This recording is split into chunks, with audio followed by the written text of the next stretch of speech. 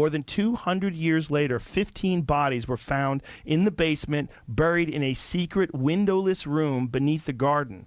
In 1998, conservationists were doing repairs on 36 Craven, looking to turn Franklin's old haunt into a museum. From a 1 meter wide, 1 meter deep pit, over 1,200 pieces of bone were retrieved. Remnants of more than a dozen bodies, said Benjamin Franklin's house. 6 were children. Forensic investigation showed that the bones dated to Franklin's day. Holy shit. The most plausible explanation is not mass murder, but an anatomy school run by Benjamin's young friend and protege, William Hewson. Oh, just an anatomy school. Yeah, and we're just going to bury them downstairs.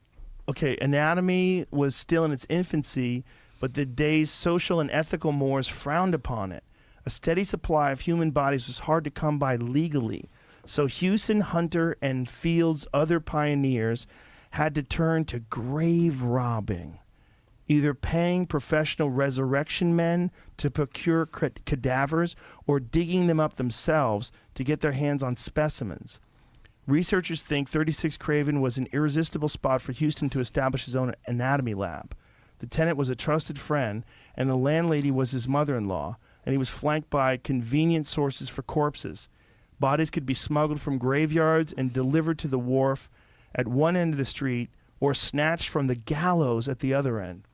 When he was done with them, Houston simply buried whatever was left of the bodies in the basement rather than sneak them out for disposal elsewhere and risk getting caught and prosecuted for dissection and grave robbing.